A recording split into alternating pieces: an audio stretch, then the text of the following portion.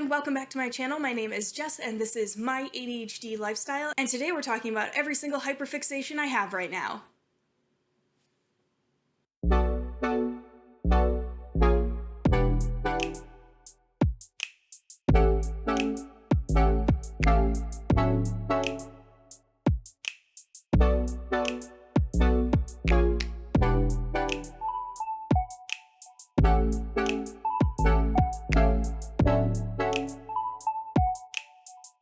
Before I get started on that, if you like this video, please consider giving it a thumbs up. If you really like my content, please consider subscribing. And if you love my content and you think it is the best thing on the internet, please hit the bell icon to get notified every single time that I post. Here are some other places that you can follow me, including my TikTok, which is newer. I'm gonna actually start advertising it on here now, I guess.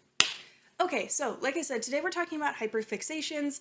The hyperfixations that I'm going to talk about are my own, and I'm going to tell you a little bit about what hyperfixations are. So let's get into that. Basically, a hyperfixation is anything that an ADHDer gets absolutely obsessed with to the point where it'll consume all of their thoughts. Now, hyperfixations can be really, really good or really, really bad for us, depending on what's going on. I tend to celebrate my hyperfixations because my hyperfixations tend to make me very much who I am. A lot of times they're related to my hobbies and they're related to what I like reading and what I like doing in my free time. So for me, it's always kind of a good thing. I will admit there is like a bad side to hyperfixating on stuff, and I don't want to seem like there isn't a bad side, but I want to talk about the good sides of it for right now and kind of celebrate the things that I'm really, really excited about at the moment. And I think it would be really cool for me, especially, to make these videos. So this is it's kind of personal, but I think it would be really cool for me to make a hyperfixation video now in April of 2021, and then maybe in April of 2022, I could do another one and talk about the hyperfixations that I still have or have changed since then. So I'm gonna give you a quick rundown of my 6 top hyperfixations right now and just kind of talk about them and be excited about the things I'm hyperfixated on. So I guess that's where I'm starting. If you follow me on TikTok, you're probably not gonna be surprised at all about this one, but the first hyperfixation I wanna talk about is Critical Role. This is my Chronicles of Exandria book. This book isn't actually mine, but I was so obsessed about Critical Role that one of my friends let me borrow it, and I should probably give it back to her eventually, but this is the Tal'Dorei campaign setting book, which was the first one they did about the campaign setting that they use in Critical Role. And then I also have both physical and digital copies of The Explorer's Guide to Wildmount. In a lot of ways, this was a little bit unexpected, actually, to be honest. I had put it on my Christmas list and kind of forgot about it, and then my significant other bought it for me, which was really cool of him, and I'm very happy with it. And I do actually look at it pretty often because the art is very pretty, but mostly I use D&D Beyond to do like actual referencing stuff from here for like spells and stuff. But yeah, so I'm gonna put this down for a hot second. Ugh. So some of the main reasons that I really like Critical Role is I really like D&D in general, so Dungeons & Dragons. I have for a long time. I played it when I was younger, I played it a little bit in college, and now I'm running one Dungeons & Dragons campaign, I'm playing in another one, and then I'm also playing in a third TTRPG group that is not Dungeons & Dragons, that is a Cypher System game. But my thing about Critical Role is that honestly, the cast of Critical Role seems very genuine and very heartfelt, and they are weaving a really incredible story.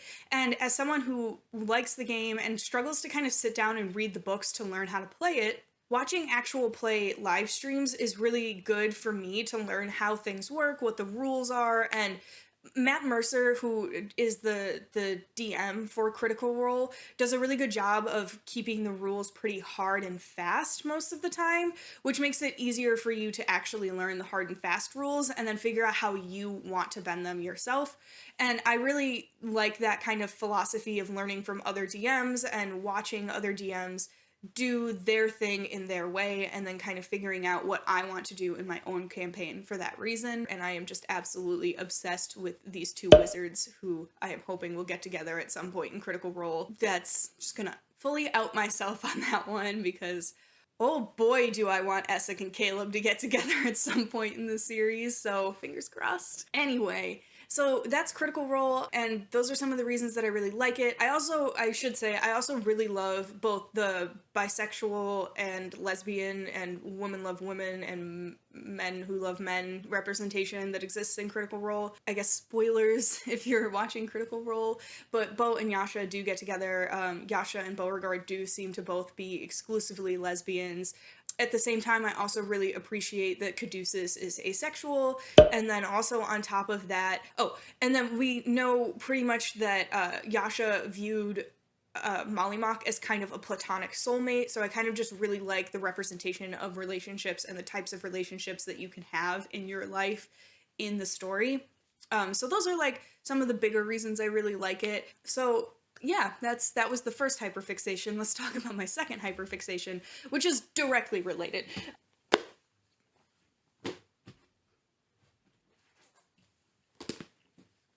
Like I said, it's directly related. So I love Dungeons & Dragons. Like I said, I've liked it for a long time. I really like tabletop RPGs in general. Right now I am talking about Dungeons & Dragons, but I also really like playing the Cypher System games as well. I have the new Monera book that I was gonna run a campaign in it, and then I never got around to it. A couple of my friends are trying to put together a Pathfinder campaign. So in general, I just really love TTRPGs, and it's something that's become a really great pastime for myself and my friends to do together. For just reference, here are a couple of my characters and the types of characters that I play. So first, I no longer play this character, but he was the character that I used for a 2-year-long campaign when my friends and I played Curse of Strahd. But this is Haken. He was a paladin and also a vampire, so he was specifically a paladin of Mother Night, which is something specific from the Curse of Strahd campaign setting. And I absolutely loved playing him. It was really, really fun. Strahd was the one that turned him, so he was, very secretive for a long time and was making sure that nobody else knew that he was a vampire. So at one point he, got one of his friends kind of drunk so he could drink some of their blood because he had no other way to get blood and things like that. So it was just a really good time, and overall the campaign was really, really fun, and it will always be super memorable for me. Some characters I'm playing right now, this is Aratsi. Aratsi is kind of, actually specifically, everyone has been joking with me, or at least my friends that know me, is that I accidentally made Caleb and Essex's son from Critical Role. Obviously they're not actually together, but Aratsi is an elf who has ties to a secret government organization, and I am not going to say too much more in case, my DM is the person who normally watches these, but in case anyone at any point that's in this campaign sees this video, I'm not going to say too much more, but Aratsi is kind of this wizard spy, and I'm really excited about him. And then also, like I said, I DM, so right now I've kind of got this DM PC named Dava. Dava, when he turned up to the party, had been cursed to be a cat by his teacher, and he leads directly to a couple of the players' backstories in ways that I'm really excited about, but I'm not going to go too much further into that, either for fear of ruining things with that campaign and for my players, and I already did a video where I told them that they couldn't watch it, so I'm not going to do that to them again, but I am very excited about Dava. And then another character that I really just need to talk about, who is not actually mine, but I'm using him in my campaign that I'm DMing because I got permission from the person who made him, which is the Dread Pirate Mittens. He is a tabaxi, all black with little white pawsies. But Mittens is great. He's kind of this sassy crime lord that I have running one of the port towns, or at least the underworld of one of the port towns in my campaign setting, which I am homebrewing myself. So shout out to my friend Rachel, who is the one who came up with the concept behind Mittens. He is also the first mate of one of my other friends' characters who was in the Curse of Strahd campaign, whose name was Captain Harpy. It was just a really fun time to kind of get to include him because it made my players freak the fuck out, which is always fun when you're doing that as a DM. So those are my first two hyperfixations that are directly related to each. Okay, actually no, hold on. Okay, so these are not enough of their own hyperfixation for me to have given them their own part, but they fit within the D&D part. So this is a set of dice that I'm going to try to hold up to the camera. This is a set of keychain dice. So it is, Oh god, I bumped the mic. Okay, so this is the first set of dice I want to talk about. It is from Elderwood Academy. It has this little hook on it that you can put it on a keychain, and then it like magnetizes so you can carry them around, and it's got like a piece of squishy stuff in the top so they don't rattle too much. Rattles a little still, but these are my DMing dice. This little basket is actually from Africa. I am forgetting which country. I want to say Uganda, but my friend Danny will have to remind me. But I've got two very similar sets in here of just like kind of Chessex dice, one pink and one green, so I can tell them apart really easily. And these are what I use to DM because you typically just need more dice when you're DMing, and I usually will grab another set or so. Now these. And yes, this fits under the category of tabletop RPGs as far as hyperfixations in my opinion, but I do collect dice is what I'm getting at. And then these, I don't know if you'll be able to see it in the camera. Try to hold it up. But each of these dice has a little rubber ducky inside of it. It's a full set like that. And this was kind of a joke among the group that I DM for, and one of my players bought us all dice that have little ducks in them. They are horribly weighted. This D20 cannot roll anything over like a 14, which my players keep saying is fine, but I really wanted to wait to film this until I had the handmade resin dice that I have on the way, but they're like lost in transit right now, and I'm really hoping they actually show up. I'm a little worried that they like got put into someone else's mailbox and they like took them up to their apartment and like haven't realized that they have someone else's like package or something. But anyway, hopefully those will be here soon. Maybe I'll include footage of them if I have them by the time that this goes up. And by the time that this goes up, I mean by the time that I'm editing this. So my next hyperfixation is a little bit less focused on the tabletop RPGs and more focused on just things I like in general, or okay, at least my third hyperfixation is right now is reading and audiobooks. So I got a subscription to something called Scribd, and one of my friends suggested it to me, and I've been kind of listening to audiobooks via that quite a bit, and it's been really, really nice because I could pop one on when I'm cleaning, and I can just like kind of listen to it while I clean, and it's kind of a nice little ritual. Sometimes I'll pop it on first thing in the morning and just like drink my coffee and sit there and listen to an audiobook. Of course, today that resulted in some mild emotional trauma before I did anything else for the day. I'm not gonna say too much further about that. I'm still traumatized. But some of the things that I've been reading a lot of Terry Pratchett. I also have been reading Tolkien for the first time, so I started with the Fellowship of the Rings. Part of the reason I'm doing that actually is because numerous people have told me that my writing is very Tolkien, and I have never read Tolkien, so I decided that I would read it to find out if they were right, and to some extent, I think they are.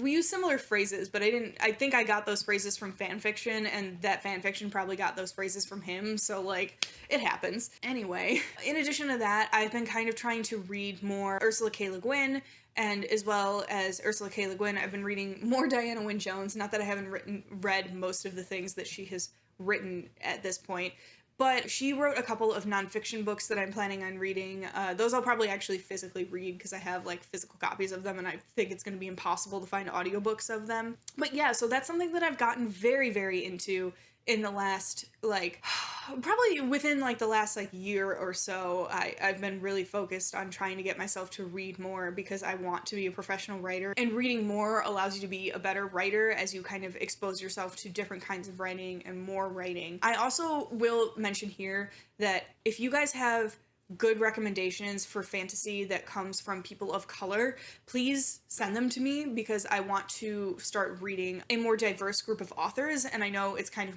on my onus. I've been doing some research and I have a couple of things picked out that I do want to start reading, but also if you guys have any suggestions, I would love to hear it just because it's always good to get more suggestions from other people. But yeah, that's my reading hyperfixation. I'm also rearranging my office so I can have more bookshelves so I can start collecting more actual books, because I used to collect books and I used to collect manga, but for reasons during college, I lost a bunch of my manga, and then over the years, I kind of got rid of some of my books that I had, mostly because most of the books I had at the time, I didn't really have the money to buy myself other books, so most of the books that I did have were for class. So I got rid of a bunch of the books that were intended for class, and so that left me with not quite so many books, and I just kind of want to start collecting more again. So I'm going to put some Hopefully you guys will get to see like an office redesign and reorganization video. I'm really hoping that I'm going to be able to do that. It's hard because right now in the Midwest, IKEA is completely out of basically all of their bookshelves,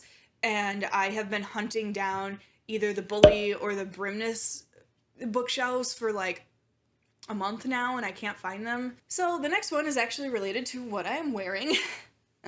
But another hyperfixation that I am running into is the idea of cottagecore, that very cottagey aesthetic. So looking like a hobbit and dressing like a hobbit and decorating your house like a hobbit hole with lots of little trinkets and shelves, warm colors and rich woods. Unfortunately, I don't really have a house that is suited to this. My house is very modern looking on the inside, but I am doing a few things here or there to make it a little bit more cottagecore inspired. I will hopefully insert some B-roll of some of the things that I'm doing and some of the things that I'm working on. I will admit that I am largely doing this to my living room, so my living room is more cottagecore, and then my office is going to remain very lush and kind of lavish in a purposeful way, because I kind of just, that's something that helps inspire me, so I kind of want to keep that like that. And also it's like a deep purple color, you guys have seen it, so it's just like, it just vibes, like that's the vibe in there. And like in here in my living room where I am now, like, you know, I've got this nice brown sofa, my walls are yellow and sunny, and all of my trim is white. That's like one of the biggest barriers for me, is that like everything is painted very white, which can be cottagecore, but you can't really see any of the trim in this shot, but I'll maybe get some B-roll of it. But a lot of the trim in my house is very angular and very modern, which makes it look very modern. So when you try to shove the cottagecore stuff into there, it looks a little bit off, like it's not quite right. But I do have a couple of things that I have done so far, and I have some artwork and things that I need to get framed, but that I'm going to start putting around the house to kind of make it even more cottagecore aesthetic-y. Also, my kitchen cabinets are just absolutely like not, they're like the least cottagecore thing ever, and also they look very early 2000s, but I'm a broke bitch who cannot afford to redo my kitchen, so that's probably not going to change anytime soon. So I have been trying to think of ways that I can maybe work with that. The other thing too is I live in a condo, and like, yes, it's my condo, so I could, you know, redo the kitchen if I really wanted to, but the kinds of things that I would want to put into the kitchen if I wanted to make it more cottagecore would probably make it a lot harder to sell my house one day, and I am not planning on living here forever. This is kind of just for, you know, until I'm sick of living in the city, which might never happen, but, you know, until I'm ready to have a house, basically. So for those reasons, the kitchen is probably not happening. Also, in general, I would say like a subset of this hyperfixation for me is just, in general, doing things to my home decor. I have this room that I'm in right now, I have probably rearranged 6 or 7 times, and I have changed the artwork in it. I've had various tapestries in here. I've changed where things are stored. I've bought new furniture for it. I've, you know, anything you could possibly imagine I've probably done in here at some point, and because of that, I would say that like I am just a little bit like obsessed with rearranging my furniture and kind of doing new things with my home and my living space. I don't think I said this at the beginning of the video, but a hyperfixation can basically be anything, and it can be both positive and negative. So for example, a positive hyperfixation might be a hobby that you really, really enjoy. So if you really like embroidery, it calms you down, and you're constantly buying embroidery thread and making new pieces and like things like that, that could be a positive hyperfixation. Hyperfixations can also be negative, such as getting hyperfixated on a certain taste or a certain food. That's something that happens to me pretty often, where I will order the same takeout over and over and over again, despite how unhealthy or healthy it is for me. Sometimes I do get hyperfixated on more healthy things, but when it is on something more unhealthy, it is kind of a problem, because, you know, I can't be constantly eating burritos. At some point, they're just not going to be good for me anymore. Not only because they're like kind of greasy, or, you know, they're not the healthiest option or the most well-balanced option, but also because I just won't eat anything else, and you need a variety of foods in your diet to get all of the nutrition you need. So yeah, but yeah, I'm not sure if I said this at the beginning of the video either. Hyperfixation and hyperfocus are different. Hyperfocus is just when you're like lasered in on something for a few hours, whether that be editing a video or searching for the perfect rug to go in your living room. That's what hyperfocus is. Whereas a hyperfixation is usually a topic or a thing that you're really, really obsessed with over a long, extended period of time. So thinking, you know, your regular hobbies, the media you like to consume, how you like to consume it can be related to your hyperfixation. That's the difference between a hyperfixation and hyperfocusing. Hyperfixation, sometimes people will say it's very similar to having a special interest, which is something people with autism spectrum disorder experience. And from what I can tell, and like feel free to correct me if I'm wrong, because obviously I do not speak for autistic people whatsoever. My understanding is that a lot of times special interests will last years at a time, whereas hyperfixations tend to run with the cycles of ADHD, where you'll be hyperfixated on something for a couple of months, a year, and then it'll start to like wane or go away as soon as it's not bringing the dopamine anymore. Once the dopamine is gone, that's when the ADHDers switch hyperfixations. Whereas like a special interest, my understanding is that it will be sustained and a lot of times last over years and years and years. Like I said, just correct me if I'm wrong. I'm open to listening, obviously, but that's kind of my understanding of the difference between a hyperfixation and a special interest. Okay, now that I've made sure that I have footage of me saying all of that, the next hyperfixation that I want to talk about is TikTok. So I will say that right now I am definitely a little bit obsessed with TikTok. I'm a little bit obsessed with making TikToks, watching TikToks, trying to figure out the best way to use certain sounds, all of it. I'm really into all of it. And I think part of the reason that I'm really into it is that TikTok is an app that is great for people with ADHD. A lot of times videos on TikTok have music playing in the background, there's someone talking, giving you information, and there's also a visual stimulus, which means all of our stimulus receptors are kind of firing, and so it's really easy for us to focus on it, take in the information that is being presented to us, and then move on in a period of time that is short enough that we don't get bored. And even still, like, I will fully admit sometimes I cannot watch a full 60-second video if someone is not talking fast enough, or there's not music playing in the background, or it's not visually interesting enough. But because of the way that TikTok is designed and the way a lot of people use it, I feel like it's very much a place for people with ADHD to learn a lot, and also a place where we could easily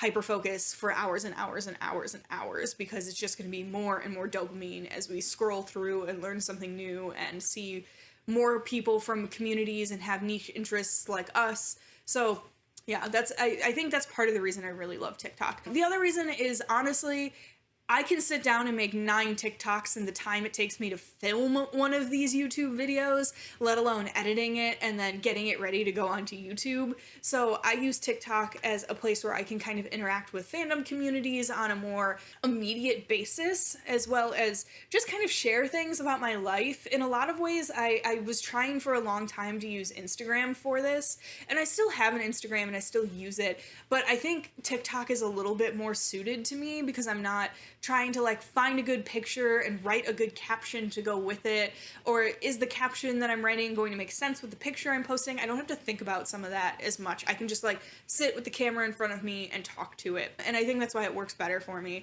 I am very bad at forgetting to put the captions on the videos, and for a while I wasn't captioning my videos because it was like too much for me. Like, my use of TikTok is like, I am still a little bit of an old person about it. I don't really know how certain editing features work, and I don't know how people were putting captions on their videos when there wasn't a captioning feature within TikTok. Now I have the captioning feature, so I'm trying to hold myself to putting captions on there, because obviously I want to be able to put captions on things, but I also don't have the attention span to put captions on the YouTube videos I make, so I'm just, you know, a struggle. This is a struggle for me. I'm trying to be better, I promise. I think that also one of the reasons I've gotten so into TikTok is it is a way for me to interact with fandom very directly, with having my face attached to it, having other people's faces attached to it, so it feels more like I can interact and be interpersonal with them, as opposed to like Twitter, where, you know, things are really short and it's hard to like grasp ideas unless you want to read through an entire thread that someone's written.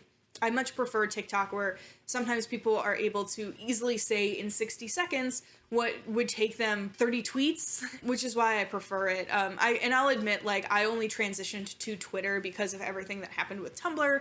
I don't really like interacting with fandom on Twitter, and I liked it much more on Tumblr, and then everything happened with Tumblr, so I moved to Twitter, and now I feel like TikTok is a much better space for me to interact with fandom. But yeah, that's my TikTok obsession. It's becoming a small problem. I'm working on it. But also at the same time, it's giving me a lot of opportunity to be creative and have a lot of fun, interact with the Critical Role fandom in ways that I really enjoy. So, and like, look out, I might become a book talker. Next and final hyperfixation, which before I do this, I have to move everything off of the couch, and you'll see why in a second. Shiro, here he comes. Come here, buddy. Good boy, come here. Come here. Okay, will you spin for me? Okay, come here. Spin. Spin. There you go, good boy. So that's my final hyperfixation, is my rabbit. Come here, come on, buddy. Come get in the shot. Do you want me to get you another treat? And then you'll get in the shot. He doesn't want to be pet right now. I think he was like laying down and I called him over here. So yeah, this guy is my final hyperfixation. I absolutely adore him. He is my favorite thing on the planet. I love him so, so much, and yes, I'm keeping him here by feeding him treats. So I have a lot of fun trying to find new ways to make him have a better life. But yeah, I absolutely love him. I love figuring out ways to give him a better life, to be able to make taking care of him easier for myself. I've made a couple TikToks about this, like about my favorite things that I've like bought for him. Also just like kind of the ways I deal with his like litter box and his water and stuff like that. And so I absolutely love him, and I'll probably insert some B-roll of him here. I have plenty of footage of him at this point in my life. Most of it is on my phone though, so it might be vertical. Do you want to come back up here? Yeah. Obviously, he is not a performing rabbit. He does no tricks, I will give him that. I know that a lot of people are uncomfortable with those channels that like show off their pet in their videos, and I hope you all know that I would never ever force Shiro to be in a video beyond I'm gonna call him over here so that he's in frame and give him a couple of treats. And the thing with that is that honestly, I just don't want him to like ever, like I want him to have a good life. I don't really like the idea of people taking advantage of their dogs or their cats basically for internet clout or internet fame. So Shiro is 100% going to get to be a lazy, loving, sleepy bunny as he currently is. And he's never going to be in a situation where he has to like perform or anything like that. But he might perform for extra treats. But yeah, those are pretty much all of my hyperfixations right now. I thought this was a really fun video idea. Hopefully it'll be quick and kind of goofy. And I hope you guys were having fun listening to me just kind of chatter about some of the things that I really like and some of the things that I really care about. This gave me another excuse to wear these elf ears, and also this dirndl. This is the first time I've worn the dirndl, this little corset-y thing I've got on. And also this dress. I'm obsessed with this dress. I love that whole cottagecore aesthetic. This is honestly just a Target dress, but I kind of want to start buying more, and I'm hopefully going to start buying from some smaller sellers. Overall, I think a lot of people view hyperfixations as maybe something that they use to annoy their friends, and you know, their friends don't like that they talk so much about this one particular topic or this one particular thing. But like, my hyperfixations are a big part of what make up my entire personality. Like watching Critical Role, enjoying tabletop RPGs, playing Dungeons and Dragons, loving dice, being a little bit of like a dice goblin. You know, all of that is a really big part of who I am as a person, and because of that, I think they're a good thing, and I want everyone to have the opportunity to celebrate their hyperfixations in the same way that I kind of got to in this video. So because of that, no word of the day. Instead, I would rather you guys get down into the comments down below and tell me what some of your hyperfixations are. I would absolutely love to hear from you guys, especially if you have similar hyperfixations to me. Always fun to hear about more Critical Role, more Dungeons and Dragons, more tabletop RPGs, more cottagecore stuff. I'm always going to be into it. If you liked this video, just a reminder to like, comment, subscribe. It would really help me out. It helps me out with the algorithm. Here are, again, other places that you can follow me: my Instagram, my Twitter, my TikTok. All of these places will be listed, and I will try and link them down below. I don't actually know how to link a TikTok, so like I'll probably just give you my @ down there. If you guys have any questions for me, you want to share your hyperfixations, comment down below. Other than that, I think have a great day. Thank you so much for watching, and I hope everyone who has ADHD feels good about their hyperfixations, even if they are a little bit of a struggle sometimes. Well,